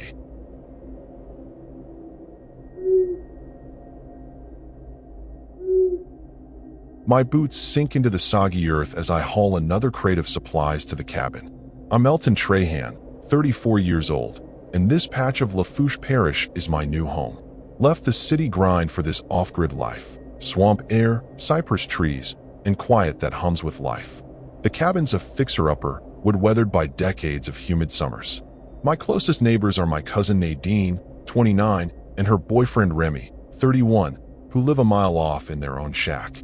They're all in on this life too, growing veggies, fishing for crawfish.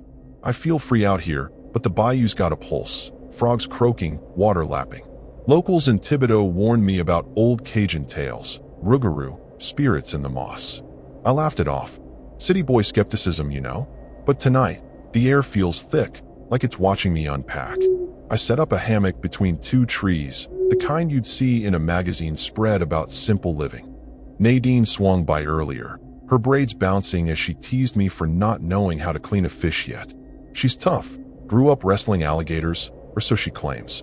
Remy's quieter, always whittling little figures, gators, herons, that he leaves around their place. We shared a beer, planned to build a smokehouse tomorrow. The swamp's alive around me, bugs humming like a horror movie soundtrack. I'm not spooked, but I keep glancing at the tree line. Something about the way the shadows sit feels off. I tell myself it's just new place jitters. I've got my shotgun, my wits. What could go wrong out here? Unpacking feels like a ritual, each item a step toward independence. I stack cans of beans, rice, and coffee in the cabin's corner. The place smells like damp wood and mildew, but it's mine. I found an old radio in the attic, crackly, but it picks up a faint Zydeco station from Homa. Nadine says the previous owner, some recluse named Boudreaux, just up and vanished years ago. Locals still talk about it, how his boat was found drifting, empty. Creepy, sure, but I'm not here to chase ghost stories. I'm here to live. Still, as I light the kerosene lamp, the flame flickers like it's nervous. The bayou's got secrets, and I'm starting to feel them press against the walls. The cabin's one room, with a loft for sleeping. I climb up, my flashlight beam cutting through the dark. There's a carved symbol on the rafter, a circle with jagged lines, like a sun gone wrong. Feels like something you'd see in a horror flick, maybe the Blair Witch Project. I shrug it off, probably just Boudreaux's weird art. Outside, an owl hoots, sharp and sudden. I'm used to city noise, horns, sirens, but this silence, broken by random cries, is its own kind of loud. I lie back, staring at the ceiling. Nadine and Remy are close enough to holler if I need them. That's comforting. But as I drift off, the swamp seems to whisper, low and disturbing, like it's sizing me up. Morning breaks with a gray haze over the water. I'm up early, frying eggs on a camp stove. The smell mixes with the earthy tang of the bayou. I'm meeting Nadine and Remy later to scout for good fishing spots. They know the waterways like the back of their hands, raised on pirogues and tall tales. I'm the outsider here, learning the ropes. The locals at the gas station in Thibodeau gave me odd looks when I mentioned living out here. One old guy, missing a tooth, said, "Bayou don't like newcomers." I laughed, but his eyes didn't. Now, sipping coffee, I feel a prickle on my neck, like I'm being watched. Just paranoia, right? I grab my machete to clear some vines. This is my place now. The machete's heavy in my hand, slicing through the overgrowth around the cabin. Spanish moss drapes everything, like nature's curtains. I'm carving out a path to the dock where my little flatboat's tied up. The water's murky, reflecting the sky like a bad mirror.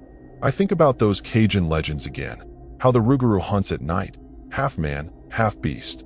Sounds like something to scare kids, but out here, alone, it's easy to let your mind wander to scary places.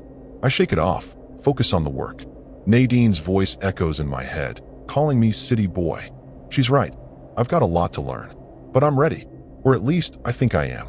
By noon, the heat's oppressive, sticking my shirt to my back. I'm done hacking vines and sit on the dock, boots dangling over the water. A heron glides by, silent and graceful. It's beautiful, but there's something unsettling about how still the bayou feels, like it's holding its breath. I pull out my phone. No signal, of course. Off-grid means off everything. I'm cut off from the world, just me and the swamp. Nadine and Remy will be here soon, and we'll laugh about my overactive imagination. But as I stare into the water, I swear I see something move, something big, just below the surface. I blink, and it's gone. Probably a fish. Probably. Sweat's dripping off my brow as I wrestle with the smokehouse frame. Nadine's hammering nails like she's settling a score, while Remy's sawing boards, his face calm but focused. We're building this thing to cure fish, maybe some gator meat if we get lucky. The bayou's buzzing, mosquitoes, cicadas, and that eerie hum of life. I'm learning fast, but I'm clumsy with tools. Dropped a plank in the mud earlier, and Nadine cackled, calling me Butterfingers Trahan. It's all good, though we're a team. But the air feels heavier today, like a storm's brewing, though the sky's clear. I keep catching myself glancing at the water, half expecting that shadow I saw yesterday to resurface. It's messing with my head, this horror movie vibe. Remy notices me zoning out and tosses me a water bottle. "You spooked already, Elton," he teases, whittling a stick between cuts. I laugh it off, but I'm not sure. Last night, I woke up to a low groan outside the cabin. Not an animal, more like something dragging. Told myself it was a log shifting in the current, but it was disturbing. I didn't mention it to Nadine or Remy. Don't want them thinking I'm soft. We decide to finish the smokehouse tomorrow. Sun's getting low, and the bayou's no place to be after dark. Nadine says she saw tire tracks near their place, which is weird. Nobody comes out here. Probably hunters, but it's another thing nagging at me. Back at my cabin, I'm cleaning fish for dinner. The knife slips, nicking my thumb. Blood drips into the bucket. I curse, wrap it in a rag. That's when I notice the radio's gone silent. No static, no Zydeco, just dead air. I fiddle with the dial, but nothing. Feels like the swamp's swallowing sound itself. I step outside, and the silence is worse. No frogs, no bugs. It's unnatural, like the quiet before a twister. I remember Katrina's stories from folks in Thibodeau, how the air went still before the chaos. My gut's telling me something's off, but I can't pin it down. I lock the door, check my shotgun, just in case. Nadine swings by later, her pirogue gliding through the water. She's got a basket of okra and a worried look. "Remy found something," she says, voice low. They discovered a pile of bones near their dock. Small, maybe a raccoon, but arranged in a circle. Like someone placed them there. Kids messing around? I suggest, but my voice sounds hollow. Nadine shakes her head. "Ain't no kids out here. We agree to stick closer tomorrow, maybe scout the area. The bayou's always been creepy, but this feels targeted, like a warning.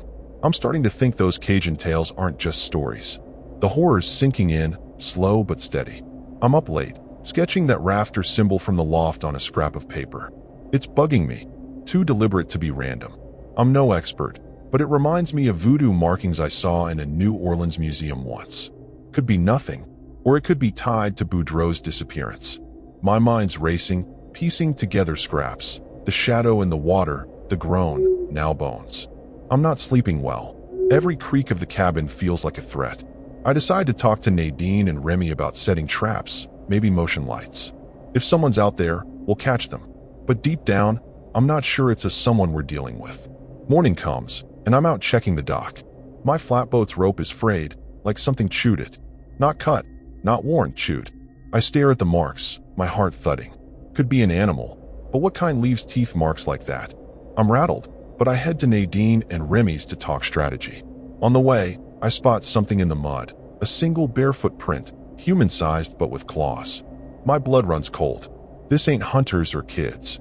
The bayou's playing a scary game, and I'm starting to feel like the prey. I shove the fear down, keep moving. We've got work to do. At their place, Remy's carving again, but his hands are shaky. Nadine's pacing, her usual fire dimmed. We sit and talk, voices hushed. They found more bones this morning, bigger ones, and a smell like rot that won't quit. We decide to arm up, stick together, and search the area tomorrow. No more splitting up. The swamp's closing in, and whatever's out there is getting bolder. I'm trying to stay rational, but the signs are piling up, each one more disturbing than the last. We're in over our heads, and I can't shake the feeling we're being hunted. I'm crouched in the pirogue, paddle dipping silently into the black water. Nadine's in front, Remy behind, our breaths short as we glide through the bayou. We're scouting the area near their dock, where the bones keep appearing. The air's thick, smelling of decay and wet earth. My shotgun's across my lap, loaded, safety off. Nadine's got a machete. Remy's clutching a hunting knife. We're not talking, just listening. The swamp's too quiet again. No birds, no frogs. It's like the horrors suck the life out of everything. My eyes dart to the shadows under the cypress trees. Every ripple in the water feels like a threat. I'm telling myself to stay cool, but my hands are sweating, slipping on the paddle. We spot something on the bank, a pile of fresh bones, glistening like they were just stripped. Nadine curses under her breath. These aren't small like before. They're big, maybe deer, arranged in that same creepy circle. There's a symbol scratched into the mud beside them, like the one in my loft. My stomach twists. This is no prank. Remy points to a trail of bent grass leading into the trees. We tie the pirogue and follow, moving slow. The ground's soft, sucking at my boots. I'm thinking of those claw prints I saw, the chewed rope. Whatever's doing this is close. The terror's real now, clawing at my chest. I grip the shotgun tighter, praying I don't have to use it. Deeper in, the trees choke out the light. Spanish moss hangs like funeral shrouds. Nadine stops, holding up a hand. There's a sound, a low, wet rasp, like something breathing through a clogged throat. It's coming from ahead, maybe 20 yards. My heart's pounding so loud I'm sure it'll give us away. We creep forward, and I see it, a shape hunched over a carcass. It's human-sized but wrong, too thin, limbs too long, skin gray and slick like a drowned thing. It's tearing at the meat, head jerking. I freeze, horror rooting me to the spot. Nadine's eyes are wide, Remy's shaking. The thing hasn't seen us, but the air feels electric, like it knows we're here. We back away, silent as we can. A twig snaps under my boot, stupid mistake. The thing's head whips around, eyes glowing like oil slicks in the dark. No face, just a gaping maw, teeth like broken glass. It lets out a screech, high and disturbing, that cuts through me like a blade. We bolt, crashing through the brush. Branches claw my face, but I don't stop. The thing's behind us, moving fast, its rasping breath closer every second. I'm thinking of every scary movie chase, Friday the 13th, Predator, but this is real, and I'm not the hero. My lungs burn, but I keep running, praying we make it to the pirogue. We reach the water, scrambling into the boat. Remy's shoving off, Nadine's hacking at the rope. The thing bursts from the trees, loping toward us on all fours. It's fast, too fast. I raise the shotgun, fire a blast into the dark. The sound's deafening, but I don't know if I hit it. The creature shrieks, diving into the water. We paddle like hell, the pirogue rocking. I'm scanning the surface, waiting for it to pop up. Nothing, just ripples. My hands are shaking so bad I drop the paddle. Nadine's cursing, Remy's muttering prayers. The terror's got us all, and we're not out of this yet. Back at my cabin, we barricade the door. My mind's replaying that thing's face. No, its lack of one. Nadine's pacing, saying it's no Rougarou, no legend. That's something else, she whispers, voice cracking. Remy's carving his knife into the table, eyes distant. We're trying to plan, but fear's clouding everything. I check the loft symbol again. It's glowing faintly, like it's alive. I didn't notice that before. My gut's screaming we're marked, like prey in some twisted game. The bayou's not just a place anymore. It's a trap. Something's clearly wrong, and it's not letting us go. I'm up all night, shotgun in hand, watching the windows. Every creak's a threat, every shadow a monster. Nadine and Remy are crashed out, but I can't sleep. I'm thinking about Boudreaux, how he vanished. Did he see that thing? Is that what got him? My thumb's still sore from the fish knife cut, and I notice the rag's gone missing. Weird, but I'm too wired to care. Outside, the water's still, but I feel it. Something watching, waiting. The horror's not just out there. It's in here, in us. We're in deep, and whatever's hunting us is just getting started. Dawn breaks, gray and heavy, as we huddle in the cabin. My eyes are gritty from no sleep, shotgun still in my lap. Nadine's sharpening her machete, the scrape of metal setting my teeth on edge. Remy's staring at the door, knife in hand. We're trapped, and we know it. That faceless thing's out there, circling. The bayou's a maze, but staying here's a death sentence. We decide to make a break for Nadine's pirogue, head for Thibodeau, find help. The plan's shaky, but it's all we've got. I stuff ammo and water into a bag, my hands trembling. The horror's suffocating, like the swamp itself is squeezing us. I glance at the glowing loft symbol, pulsing now, like a heartbeat. We've got to move, or we're done. We slip out, sticking close, moving quiet. The air's thick with rot, and the water's too still. My boots squish in the mud as we creep toward the dock. Every rustle's a threat, every shadow a monster. I'm thinking of Jaws, how the shark was always there, just out of sight. This feels like that, but worse. Halfway to the pirogue, Remy freezes, pointing. The water's rippling, something big moving beneath. My heart's in my throat. Nadine hisses, "Go." We sprint, but the thing erupts from the bayou, gray and slick, its maw gaping. I fire the shotgun, pellets spraying. It shrieks, diving back under. We're running, but the terror's got my legs like lead. We reach the pirogue, scrambling in. Remy's shoving off when the boat lurches. Something's grabbing the hull. Nadine swings her machete, hacking at the water. I see claws, long and jagged, scraping the wood. I fire again, the blast deafening. The thing lets go, and we paddle hard, the current pulling us. My arms burn, but I don't stop. The creature's behind us, swimming fast, its head breaking the surface. Those glowing eyes lock on me, and I feel marked, like in some twisted Cajun curse. We're in a life and death race, the bayou closing in like a trap. I'm praying we make it to open water. The pirogue's flying now, cypress trees blurring past. Nadine's shouting directions, her voice raw. Remy's praying, clutching his knife like a lifeline. I'm scanning the water, waiting for the next attack. We hit a narrow channel, vines dragging at the boat. Stupid mistake. I steer too close to the bank, and the thing lunges from the reeds. It grabs Remy, yanking him overboard. His screams cut short as he's dragged under. Nadine's screaming, I'm firing blind, but he's gone. The horror's choking me, but I grab Nadine's arm, keep paddling. We can't stop, or we're next. Remy's face haunts me, but survival's all that's left. We break into wider water, the bayou opening up. The thing's still out there. I see ripples trailing us. My shotgun's almost empty, and Nadine's machete's notched from overuse. She's shaking, tears mixing with sweat. We left him, she whispers, guilt cutting deep. I don't answer, there's no time. I'm thinking of local stories, how the bayou takes what it wants. We're not out yet. The pirogue's leaking, probably from those claws. I bail water with a can, my hands numb. The terror's relentless, but Thibodeau's close. I can see lights in the distance, faint but real. Hope's a thin thread, and I'm clinging to it. Something slams the boat, hard. We tip, water pouring in. Nadine grabs the edge, but I'm thrown out, hitting the bayou. It's cold, murky, and I'm flailing. The thing's on me, claws raking my leg. Pain's blinding, but I kick, breaking free. Nadine's screaming, pulling me back in. I'm bleeding bad, the water red around me. We paddle with everything we've got, the creature circling like a shark. My vision's blurring, but I focus on those lights. The bayou's fighting to keep us, its horror alive in every ripple. We're so close, but the danger's closer, and I'm not sure we'll make it. We hit the shallows, dragging the pirogue onto the bank. Thibodeau's just through the trees. Nadine's half carrying me, my leg a mess. The thing's still out there. I hear its rasp, see its shadow in the water. We stumble toward town, branches snapping behind us.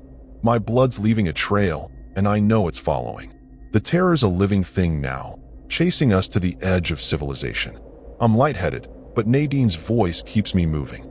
Stay with me, Elton, she yells. The lights are brighter, voices calling.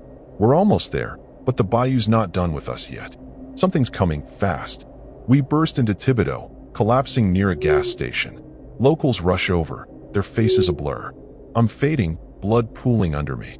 Nadine's shouting for help, her voice cracking. Paramedics arrive, but my leg's torn to hell, and I'm cold, so cold. The horror's still with me, those glowing eyes burned into my brain. They load me into an ambulance, Nadine gripping my hand. She's talking about Remy, how we left him. Guilt's eating her alive, and I feel it too. We thought we'd escaped, but the bayou's mark is on us. I'm drifting, voices fading. The paramedic's face changes, his eyes glow, just like the thing. I scream, but no sound comes out. I wake in a hospital, tubes in my arms. Nadine's beside me, pale, eyes hollow. My leg's gone below the knee. Infection, they say. The pain's dull, but the terror's sharp. Nadine tells me they found Remy's knife on the bank, nothing else. No body, no trace. Locals whisper about the bayou, how it claims folks. I'm alive, but it doesn't feel like winning. That symbol from the lofts in my dreams now, pulsing. Nadine found it carved into her pirogue, too. We didn't escape, we brought it with us. The horror's not just out there. It's in us, like a curse we can't shake. Nadine decides to stay in town, but I can't. I'm back at the cabin, prosthetic leg and all, a month later. Stupid, yeah, but I need answers. The place is trashed, claw marks on the walls, that symbol everywhere. I find my old rag, the one with my blood, tied into a weird doll with bones. My thumb cut, it was no accident. The bayou wanted my blood, a key to something older, crueler. I'm burning the place down tonight, but I know it won't help. The thing's still out there, and it knows me. I hear its rasp outside, closer now. This was my deadly mistake, thinking I could outrun the bayou. I light the match, flames catching fast. The cabin's an inferno, and I'm limping away, the heat at my back. The rasp follows, weaving through the trees. I'm not running. I'm too tired. Nadine begged me not to come back, but I had to face it. The tragedy's not just Remy's death or my leg. It's knowing we woke something ancient. Locals in Thibodeau talk about a curse tied to Boudreaux's bloodline. Guess what? My mom's maiden name was Boudreaux. The thing's not after random prey. It's family. Those eyes are on me, glowing in the dark. I'm marked, and there's no escape. The fire's roaring, but the swamp's swallowing the light. I'm on the dock, clutching Remy's knife, the one they found. It's got that symbol carved into the handle now. My blood's still on it, mixed with something black and oily. I'm thinking of Nadine, how she'll carry this horror too. I should have listened to the locals, their warnings about the bayou's hunger. It's not just a place. It's alive, cruel, and it owns me. The thing's here. I feel its breath, cold and wet. I raise the knife, not to fight, but to end it. One cut, my choice. The bayou won't have me alive. It's over fast. I'm sinking into the water, the knife slipping from my hand. The thing's maw closes around me, but I'm already gone. The bayou's quiet again, like it's satisfied. Nadine'll find the ashes, maybe the knife, but not me. The tragedy's complete. No heroes, no happy ending. Just a cursed bloodline and a swamp that never forgets. The horror's eternal, tied to this place, waiting for the next fool to call it home. My last thoughts of Remy, his face as he was pulled under. We didn't stand a chance. The bayou always wins. I'm gone, but the story's not. That doll's still out there, my blood binding it. Someone'll find it, maybe Nadine, maybe a stranger. They'll feel the pull, come to the bayou. The thing's patient, its hunger endless. Lafourche Parish keeps its secrets, and this one's the cruelest. My mistake was thinking I could live here, free. The truth's worse. The bayou chose me, and it'll choose again. The horror's alive, waiting in the water, in the symbols, in the blood. Thibodeau's lights won't save you. Nothing will.